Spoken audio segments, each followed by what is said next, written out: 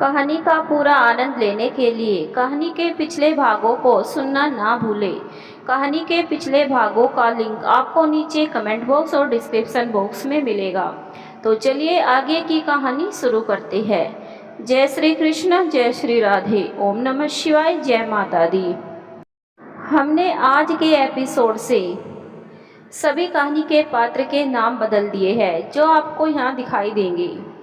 तो चलिए कहानी शुरू करते हैं। कोमल को दुनिया से बचाकर और उसे घर में सुरक्षित रखकर 7 वर्ष बीत गए। कोमल को भी अकेले रहने की आदत पड़ गई थी। एक दिन वह अपनी गुड़िया से खेल रही थी। विमला चौके में थी। विमला ने रोटी तवे पर डाली। तभी कोमल भी चौके में आ गई। मैं भी रोटी बनाऊंगी। विमला ने उसे भी आटे की एक लोई पकड़ा दी। कोमल रोटी बनाने लगी।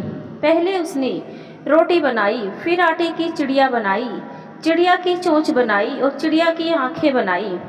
विमला उसे देखती रही। एकदम से विमला को लगा अब तो इसके पढ़ने लिखने का समय हो गया।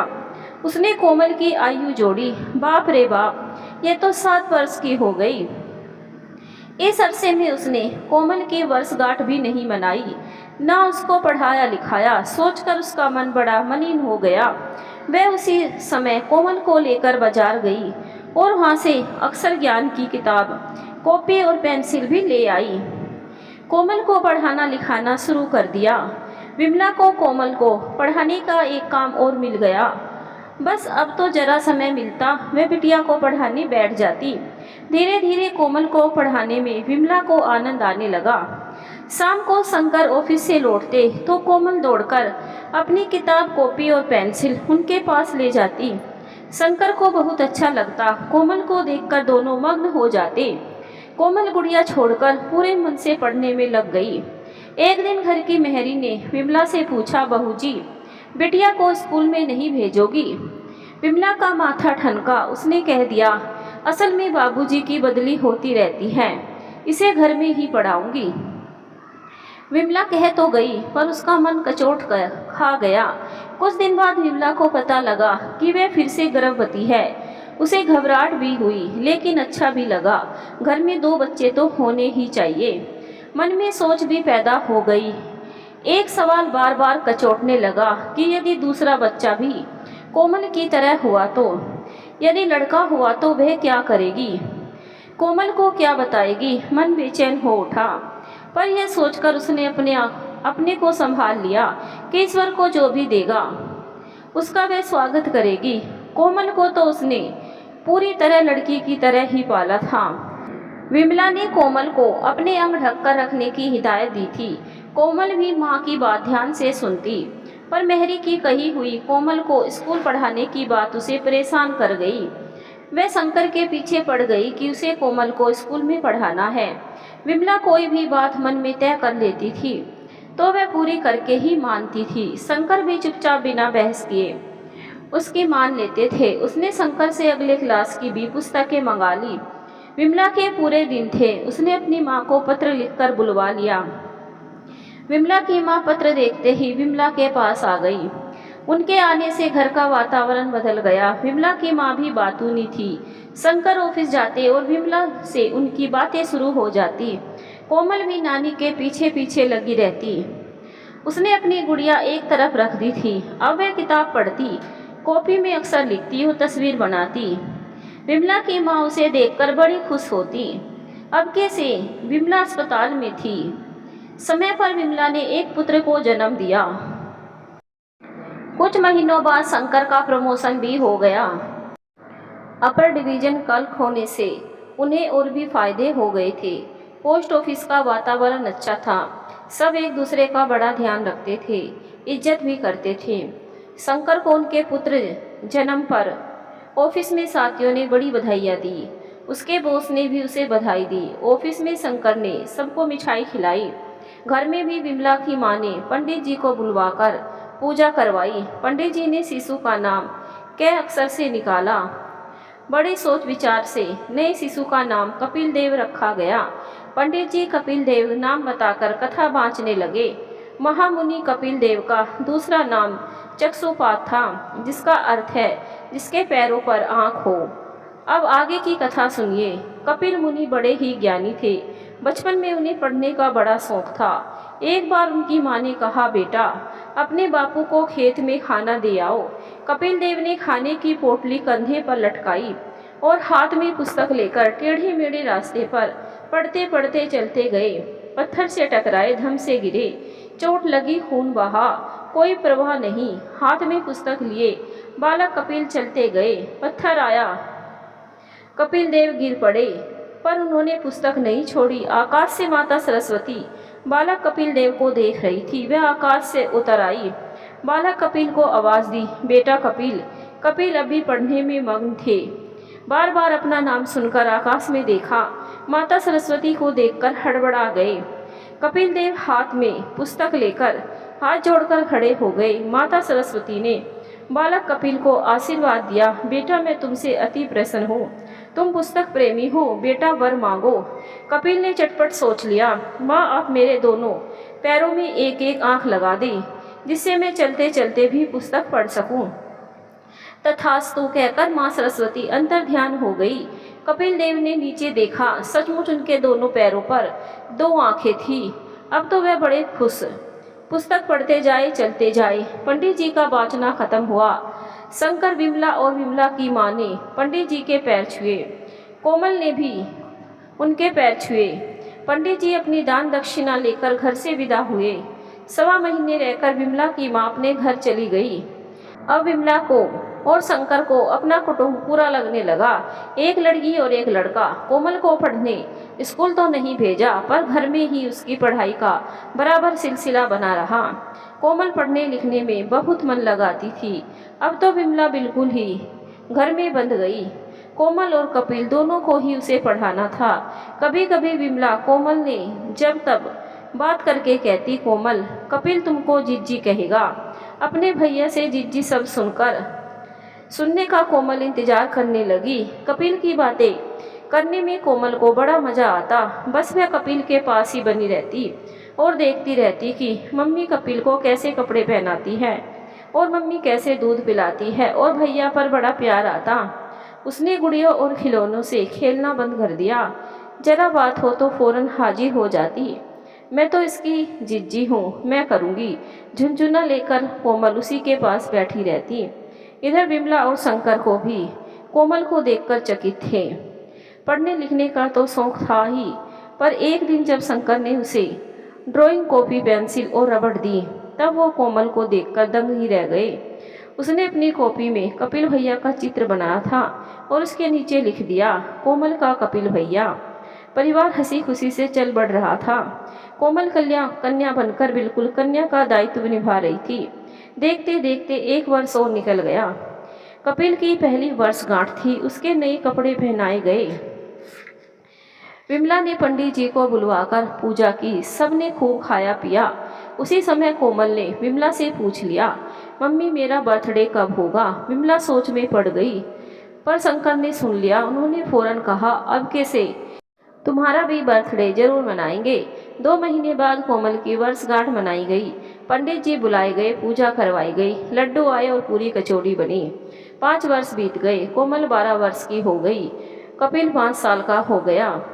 कपिल भी कोमल जीजी के साथ पढ़ाई लिखाई, ड्राइंग आदि करने लगा। शंकर और विमला दोनों बच्चों को लिखते पढ़ते देखते तो बड़े प्रसन्न होते। एक दिन विमला ने शंकर से रात में जागा कर कहा, सुनिए कोमल की तो मजबूरी हो गई। कपिल लड़का है, उसको तो स्कूल भेजना है। आप यहाँ स्कूल के बारे में पता लगाइए। शंकर ने अगले दिन ही अपने ऑफिस जाते समय स्कूल का पता लगाया। अगले दिन वह कपिल को स्कूल ले गए और स्कूल में उसका नाम लिखवा दिया।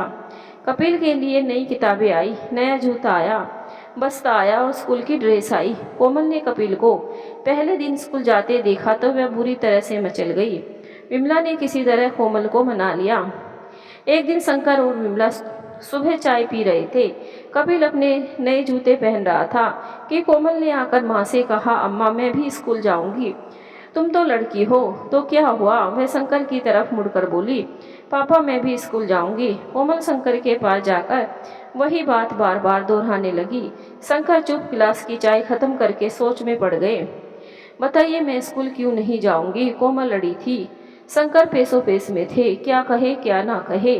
विमला शंकर को देख रही थी। उसने तो तुम लड़की हो कहकर टाल दिया था। कोमल हाथ धोकर शंकर के पीछे ही पड़ गई। मम्मी मुझे कहीं नहीं जाने देती, स्कूल भी नहीं भेजती, बस लड़की हो करती रहती है। क्या कोई लड़की स्कूल नहीं जाती? कोमल पिता के पीछे ही लग गई।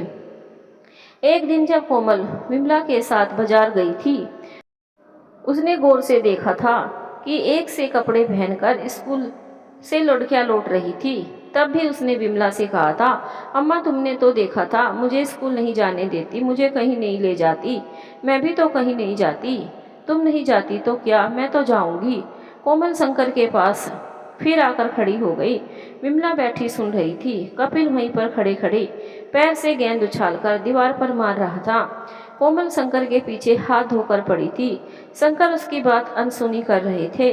बात बदलने के लिए शंकर कपिल पर बरस पड़े। अरे क्या कर रहे हो कपिल, दीवार गंदी हो जाएगी।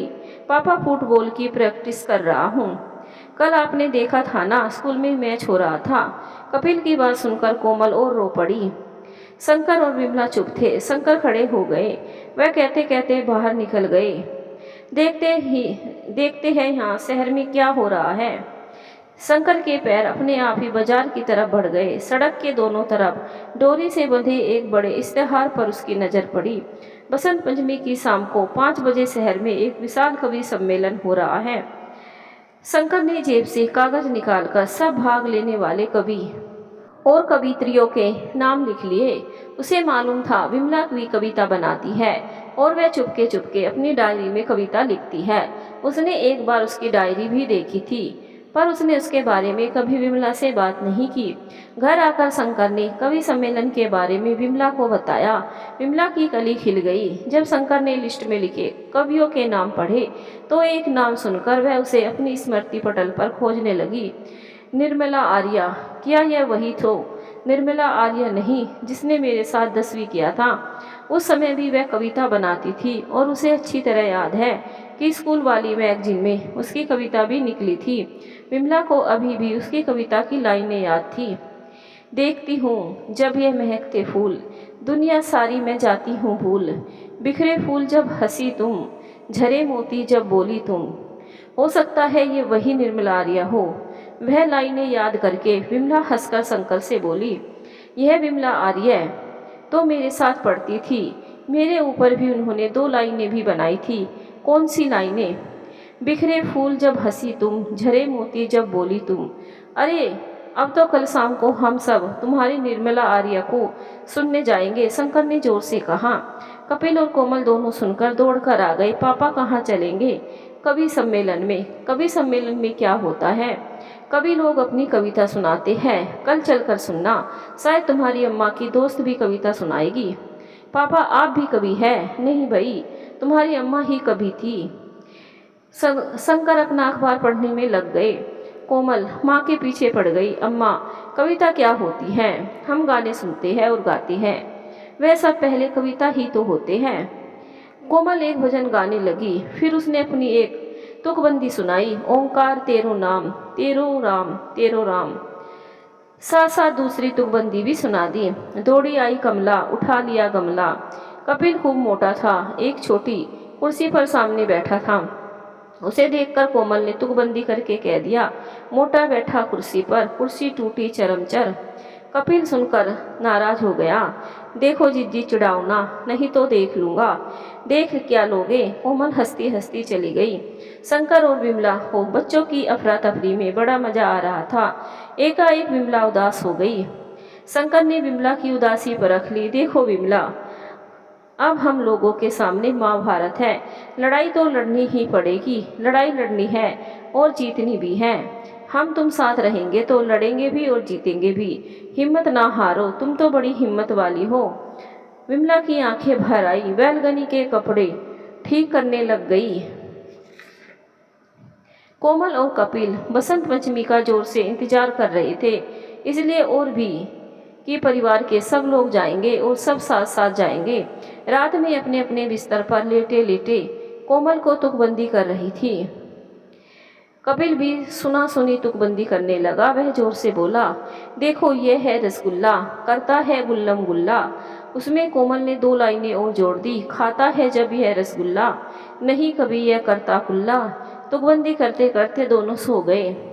सुबह होते ही सब उठ गए। इतवार था, बसंत पंचमी का दिन था। विमला घर के जाले पकड़ मकड़े साफ करने में लग गई और कोमल भी उनके साथ ही लग गई। कपिल शंकर के साथ पुराने अखबार जमा करवाने में लग गया। बाहर रद्दी वाला आया था। दिन का खाना पीना हुआ। तीसरे पहर मेहरी के आने के बाद विमला ने जल्दी से खाना बनाकर चौके में ही ढक कर रख दिया। सबने कपड़े पहने और अपने अपने को शीशे में देखकर बड़े खुश हुए।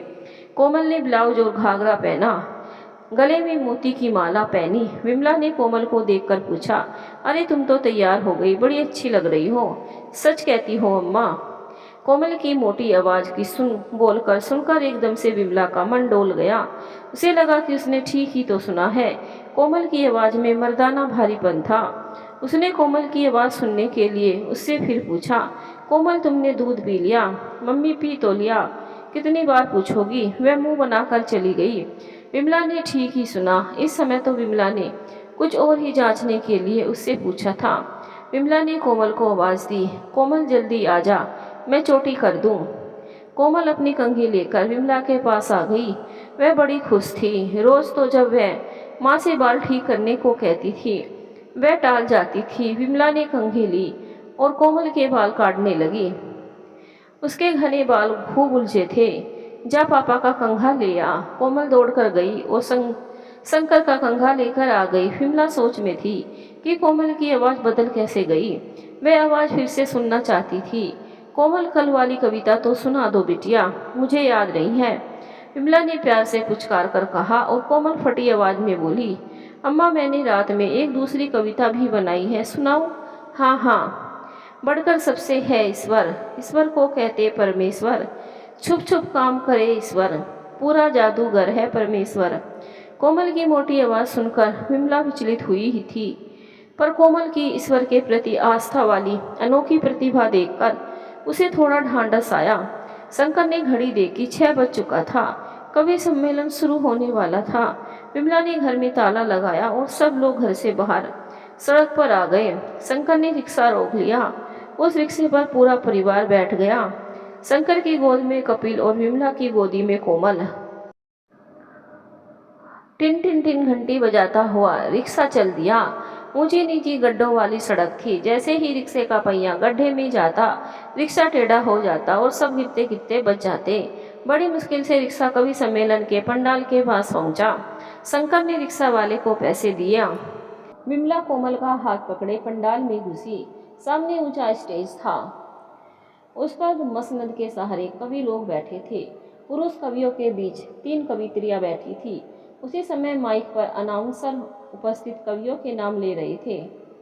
गोपाल स्वरूप, कमलापुरी, कुंतल सेठ, गुलाब, गुलशन गुल।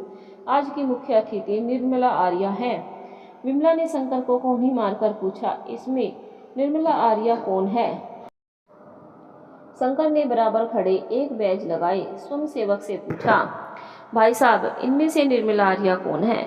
बाबू साहब, निर्मला आर्या जी का ही तो इंतजार हो रहा है। निर्मला जी यहाँ के लड़कियों के सरकारी स्कूल में हेड मिस्ट्रेस होकर आई है। क्या निर्मला आर्या वही तो नहीं? एक लंबा अरसा बीत गया था उन्हें देखे। विमला सांस रोककर उनके आने का इंतजार कर रही थी। वह स्टेज के पास सामने पड़े गद्दे पर धीरे धीरे खिसक कर बैठ गई। तभी पीछे हलचल हुई।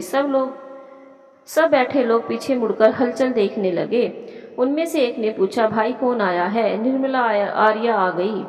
बहुत लोगों से घिरी छोटे कद की निर्मला आर्या आ रही थी। एक आदमी उनका रास्ता साफ कर रहा था। विमला को बरसों पहले वाली निर्मला आर्या याद थी। उनके बहुत लंबे बाल थे, एक चुटिया करती थी और उसमें लाल चुटीला डालती थी। कुछ स्वयंसेवक खड़े हुए लोगों को बैठा कर रहे थे। विमला खड़ी हो गई। जब निर्मला आर्या उसके पास से गुजरी, उन्होंने रुककर विमला को क्षण भर देखा, कुछ पहचाना। विमला ने फौरन अपनी मीठी आवाज़ में पूछा, निर्मला पहचाना? अरे विमला, तुम्हारी मीठी आवाज़ कौन भूल जाएगा। निर्मला आर्या ने विमला को गले लगा लिया। सम्मेलन के बाद मिलते हैं। क्या बताएं, देर हो गई। तुम तो परिवार के साथ आई होगी। हाँ, निर्मला आर्या के साथ के लोगों ने विमला को गौर से देखा। विमला का मन उछाले लेने लगा। उसका मन पुरानी यादों में हरा हो उठा। स्टेज पर निर्मला आर्या का जोर का स्वागत हुआ। सभापति ने उनको एक बड़ा फूलों का गुलदस्ता दिया। निर्मला आर्या ने गुलदस्ता लिया और अपने साथ के एक लड़के को गुलदस्ता थमा दिया। मंच पर बैठे सभी लोगों ने ख्याति पाई। कवित्री का नम्रता से हाथ जोड़कर स्वागत किया। निर्मला आर्या ने भी हाथ जोड़कर स्वीकार किया। वह सब कवियों के बीच में बैठा दी गई। सभापति के स्वागत भाषण के बाद सभापति जी ने निर्मला आर्या से दीप जलाने को कहा। एक सुंदर सोट सी लड़की थाली लेकर आई। उसमें एक जलती हुई मोमबत्ती थी। उसने थाली निर्मला आर्या के सामने कर दी। निर्मला आर्या ने मोमबत्ती से पीतल के दिए की एक बत्ती जलाई और फिर वह मोमबत्ती साथ खड़े कवि को पकड़ा दी। वह जलती हुई मोमबत्ती एक हाथ से दूसरे कवि के हाथ में घूमती रही। पीतल का चमचमाता ऊंचा दीप वीणा वादिनी सरस्वती की तस्वीर के सामने रखा था। सलमे सितारों से सजी सरस्वती दीप की रोशनी में जगमग चमचमा उठी। कवि सम्मेलन का समय बंध गया और एक एक करके कवि और कवित्रियां अपनी अपनी कविताओं का पाठ करने लगे। कोई कोई सुर में भी कविता कह रहा था। एक कवि ने अपनी वीर रस की कविता इतने उत्साह भरे शब्दों में जोर जोर से सुनाई कि सोती जनता भी जोश में भर गई। कपिल तो पहले कवि की कविता सुनते ही शंकर की गोद में सिर रखकर सो गया था। कोमल सजग थी। उसने ऐसी समा पहली बार देखी थी। वह बड़ी उत्सुकता से एक एक को सुन रही थी। विमला कवि सम्मेलन समाप्ति की प्रतीक्षा कर रही थी। उसके मन में निर्मला आर्या से पुनर्मिलन की उछाल हो रही थी। कवि सम्मेलन 3 घंटे तक चला। सम्मेलन के बाद निर्मला आर्या मंच पर से सबसे थोड़ी देर की छुट्टी के लिए स्वामी विमला के पास आई। विमला, तुम कैसी हो और तुम्हारे पति कहाँ है? यह है। विमला ने शंकर की तरफ इशारा किया। नमस्ते करके निर्मला आर्या ने पूछा, बच्चे कहाँ है? यह है कपिल और यह है मेरी बड़ी लड़की कोमल। निर्मला की आंखें कोमल पर टिक गई। बेटी, कौन सी क्लास में पढ़ती हो? कोमल ने माँ की तरफ देखा। विमला ने ही कहा, अभी स्कूल नहीं जाती। इनकी बदली अभी अभी यहाँ हुई है क्या? निर्मला आर्या ने कपिल की तरफ देखा। इन साहब का क्या नाम है? कोमल ने उचककर जोर से कहा, कपिल वर्मा। निर्मला आर्या ने कोमल को ध्यान से देखा और कहा, विमला कल स्कूल जरूर आना। बहुत दिनों बाद मिले हैं ना। चलते चलते विमला ने भी पूछ लिया, निर्मला तुम्हारा परिवार? हम तो अकिल खोरे अलमस्त है। और वह खिलखिलाकर हंसी। सारा जग है हमारा परिवार। निर्मला आर्या को पुकार सुनाई दी, निर्मला जी जल्दी चलिए, सब लोग आपकी प्रतीक्षा कर रहे हैं। चलते चलते निर्मला आर्या ने पीछे मुड़कर फिर कहा, विमला कल तुम्हारा इंतजार करूंगी। बिटिया को स्कूल जरूर लाना, याद रखना। कवि सम्मेलन खत्म हो चुका था। निर्मला आर्या आगे बढ़ गई। निर्मला आर्या की कोमल को स्कूल भेजने की कई बात सभी को याद थी, पर सबसे ज़्यादा याद रही कोमल को। कोमल उसी समय माँ के पीछे पड़ गई। तुम्हारी निर्मला आर्या ने कल स्कूल में बुलाया है, मैं तो जरूर जाऊंगी। जब 4-5 बार कोमल ने कहा, तब विमला ने शंकर से धीरे से कोहनी मारी। शंकर ने अगली बार कोमल के कहने पर ही कह दिया, घर चलकर बात करते हैं। शंकर ने कोमल को संभाला तो कपिल शंकर के पीछे पड़ गया। पर पापा, जिज्जी स्कूल क्यों नहीं जाती? कपिल ने सवाल ने शंकर को पेशो पेश में डाल दिया। अभी तक तो कोमल ही सवाल कर रही थी, अब तो कपिल भी सवाल करने लगा। कह तो रहे हैं घर चलकर बात करेंगे। शंकर ने रिक्शा किया और रिक्शे पर सब चुप बैठे रहे। विमला के मन में तानातनी चल रही थी। अब वह क्या करेगी? शंकर तो इस स्थिति में लाचारी ही दिखा देंगे और कोमल ने अगर स्कूल जाने का सोच लिया है तो वह हाँ करवाकर ही मानेगी। वह सोचती रही। रिक्शा घर के सामने रुका। कपिल छलांग मारकर कूदा और धड़ाम से गिर पड़ा। कोमल माँ का हाथ पकड़कर संभल कर उतरी। उसने कपिल को उठा लिया। उसके घुटने में घुरसट लग गई थी। वह भू भू करके जोर से रो रहा था। विमला भी उसे पुचकारने लगी। शंकर कपिल को डांटने लगे। ऐसी जल्दी क्या पड़ी थी, बिना सोचकर कूदने से यही होता है। शंकर ने रिक्शे वाले को पैसे दिए और जल्दी से घर का ताला खोला। कपिल अभी भी रो रहा था। विमला ने उसकी चोट धोकर दवा लगाई और कोमल पट्टी ले आई। पट्टी बंधवाकर कपिल को चैन आया। विमला मन में डर रही थी कि कहीं कोमल स्कूल जाने की बात ना छेड़े कि तभी कोमल ने फिर से पूछा, अम्मा निर्मला आर्या ने कल स्कूल में आने को कहा है। अपन कल स्कूल जरूर चलेंगे। कल सोमवार है, भीड़ होगी, फिर किसी दिन चलेंगे। कोमल पापा शंकर की तरफ मुड़ गई। पापा, आप हमें कल स्कूल ले जाएंगे ना? यह तुम्हारी अम्मा ही तुम्हें ले जाएगी। निर्मला आर्या इनके ही बचपन की सहेली है। कोमल फिर माँ की तरफ मुड़कर बोली, मैं तो स्कूल जरूर जाऊंगी। अम्मा, आपको चलना पड़ेगा, पर मेहरी को भी तो नहीं कहा है जल्दी आने को। कोई बात नहीं, जब मेहरी चली जाएगी तब चलेंगे। अब तो विमला पूरी तरह से फंस गई। समस्या का हल सोचने लगी। क्या वह सब कुछ निर्मला को बता दे? नहीं, वह नहीं बताएगी। विमला अपने से ही सवाल करने लगी। तब वह क्या कहेगी, इतनी बड़ी लड़की को स्कूल क्यों नहीं भेजा, आदि आदि। खाना खाकर सब अपनी अपनी खाटों पर सो गए, पर विमला को नींद नहीं आई। शंकर खराटे भर रहे थे। वह क्या करेगी? उसने तय कर लिया कि वह कोमल को स्कूल अवश्य ले जाएगी। सोचते सोचते वह भी अपने बिस्तर पर सो गई। अगले दिन सुबह सुबह ही सब तैयार हो रहे थे। शंकर कपिल को बस स्टैंड पर पहुंचाने जा रहे थे। कोमल ने भी नहाकर ब्लाउज और स्कर्ट पहना और माँ के पास आ गई। अम्मा, मैं तो तैयार हूँ, देखिए। अरे सलवार कमीज पहनो। निर्मला आर्या पुराने विचारों की है। ठीक है, अभी पहन कर आती हूँ। कोमल जल्दी से सलवार कमीज पहनकर आ गई। अरे दुपट्टा नहीं लिया? दुपट्टा तो अम्मा कोई नहीं ओढ़ता। नहीं, दुपट्टा लेकर आओ। कोमल दुपट्टा लेकर भी आ गई। अब क्या करें अम्मा? ठीक है, मैं भी तैयार हुई जाती हूँ। तब तक शंकर भी कपिल को पहुँचाकर लौट आए। शंकर विमला की तरफ बिना देखे कमरे में चले गए। विमला भी उनके पीछे पीछे गई। उसे शंकर पर गुस्सा आया। कैसे चालाक हो, कैसे मुंह कर गए। शंकर ने मौनी साध ली। कोमल भी कमरे में आ गई। पापा देखो ना, मैंने सलवार पहनी है। भाई, बड़ी अच्छी लग रही हो। अम्मा के साथ स्कूल जा रही हो? हाँ। विमला ने शंकर की को फिर आंखें तरेर कर देखा। शंकर कुर्सी पर बैठे जूते पहनकर फीते बांधने लगे। उन्होंने ना बोलने का तय कर लिया था। वह धूम दबाकर ऑफिस चले गए। कोमल मेहरी के आने का इंतजार कर रही थी। बार बार अंदर बाहर जा रही थी। विमला के मन में उथल पुथल मची थी। कोमल की जिद रखनी ही पड़ेगी। उसने कोमल को आवाज़ दी। कोमल दौड़ती हुई आ गई। कोमल, अब तुम्हें वही करना पड़ेगा जो मैं कहूँगी। बोलो, क्या करना होगा? मैं तो हमेशा तुम्हारा कहना मानती हूँ। तुमको मुंह बंद रखना होगा। ठीक है, मैं नहीं बोलूँगी। अगर उन्होंने मुझसे कुछ पूछा तो उसका जवाब भी मैं ही दूंगी, ठीक से समझ लो। और अम्मा, मैं क्या करूँगी? अभी सोचकर बताती हूँ। तभी काम करने वाली मेहरी आ गई। विमला उसी के साथ लगी रही। कोमल शीशे के सामने जाकर अपने को देख रही थी। उसने अपने माथे में माँ की तरह बिंदी लगाकर शीशे में अपना चेहरा देखा। उसे बड़ा अजीब लगा। उसने बिंदी मिटा दी। फिर कोमल ने होठों पर माँ की लिपस्टिक लगाई, पर उसे लगा कि वह और भी जोकर बन गई। उसने वह भी पोंछ दी। उसने दूर खड़े होकर अपने को शीशे में ठीक से देखा। सलवार और वह पूरी आस्तीन की कमीज पहनी थी।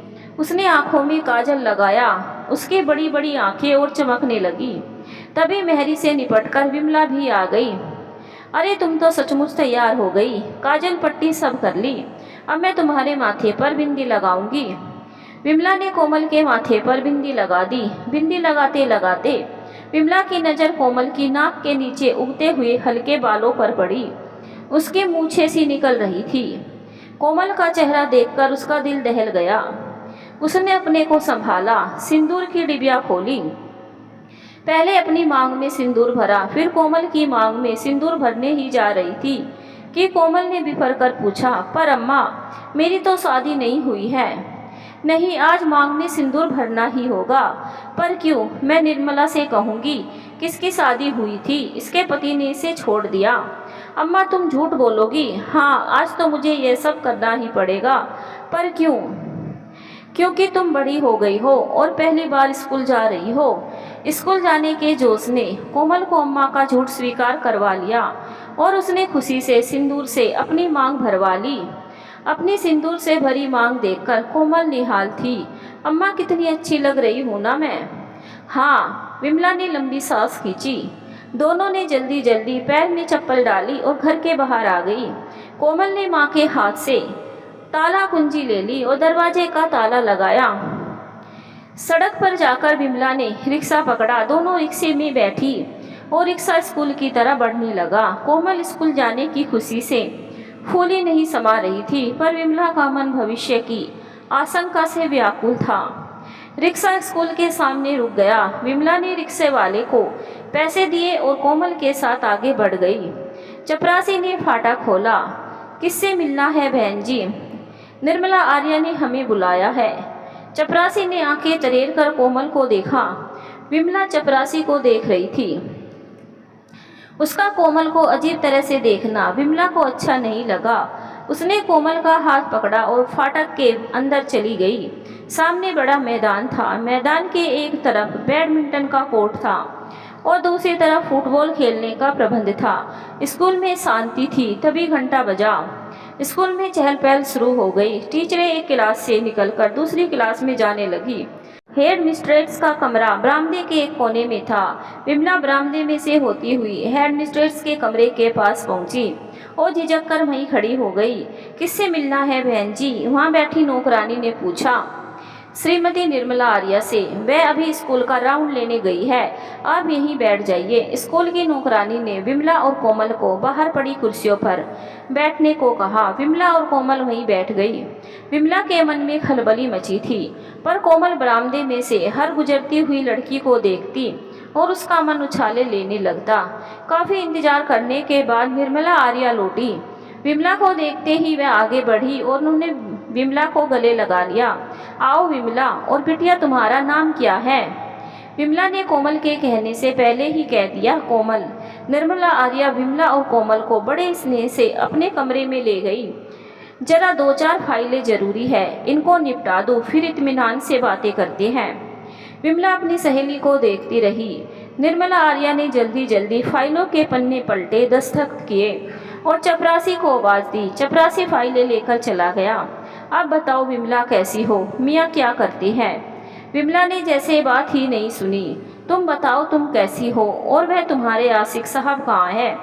निर्मला जोर से हंसी। उनको तो पिताजी ने तभी दफा कर दिया था, अकेली जान हूँ।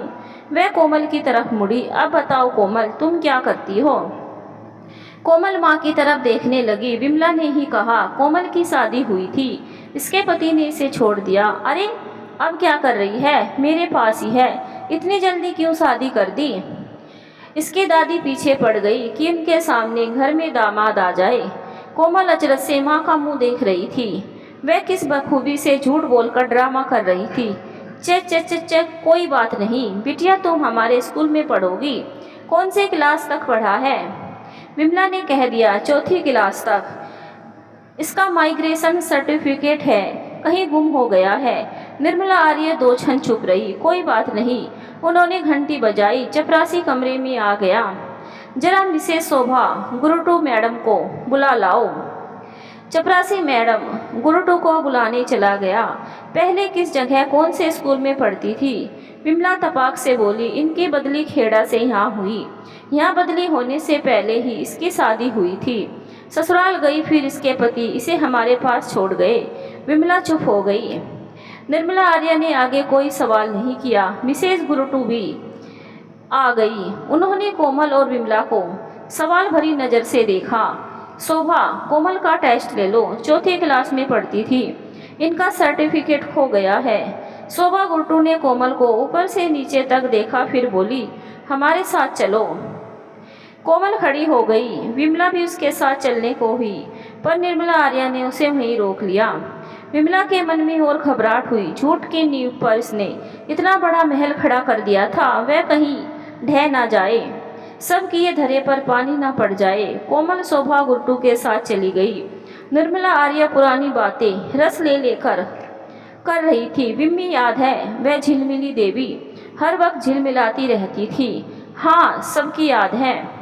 विमला लाख मुस्कुराने की कोशिश कर रही थी पर हंसी आ ही नहीं रही थी। उसका मन कोमल में अटका था। हाय भगवान, अब क्या होगा। निर्मला आर्या ने देर तक खूब हाँकी। विमला की आंखें कमरे के दरवाजे पर लगी थी। जरा कोई परछाई दिखाई देती वह पलटकर देखने लगती। बड़ी देर के बाद मिसेज गुरटू के साथ कोमल लौटी। कोमल 5वीं क्लास में ली जा सकती है, इसे तो काफ़ी आता है, शोभा गुरटू ने कहा। मिसेज गुरटू की बात सुनकर विमला की कली खिल गई। उसी समय मिसेज गुरटू ने निर्मला आर्या से कहा, मिस आर्या जरा बाहर आइए, आपसे कुछ बात करनी है। निर्मला आर्या शोभा गुरटू के साथ बाहर चली गई। विमला समझ गई। वह कोमल से धीरे धीरे पूछने लगी, शोभा जी ने टेस्ट लिया? हाँ, हिंदी का डिक्टेशन दिया, अंग्रेजी का डिक्टेशन भी दिया और सवाल करवाए। अम्मा, मेरे सब सवाल बिल्कुल सही निकले। और कुछ पूछा? तुम्हारे भाई बहन हैं? मैंने कह दिया, एक छोटा भैया है।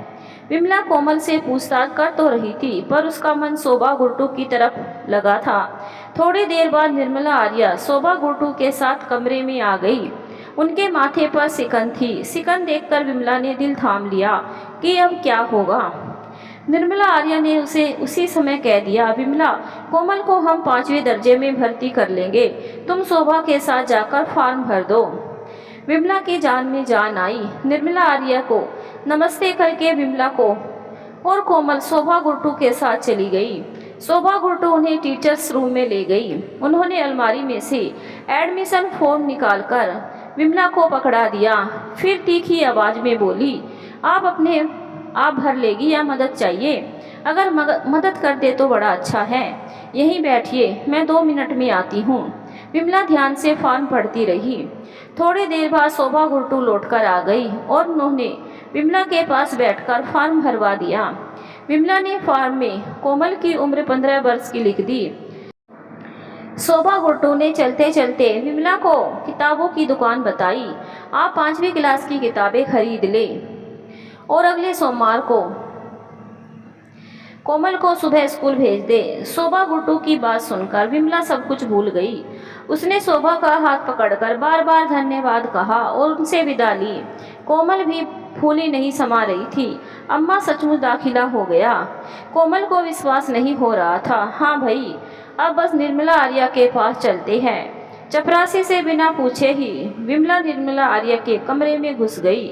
कोमल, निर्मला आंटी के पैर छुओ। निर्मला आर्या नहीं करती रही पर कोमल ने दोनों हाथों से उनके पैर छूकर अपने माथे पे लगा लिए। अब निर्मला चले। विमला खड़ी हो गई। विमला, सुनो, कोमल की मांग में सिंदूर नहीं भरवाना। अब आदमी ने ही छोड़ दिया तो सिंदूर कैसा? ठीक है निम्मी, जो कहोगी वैसा ही करूँगी।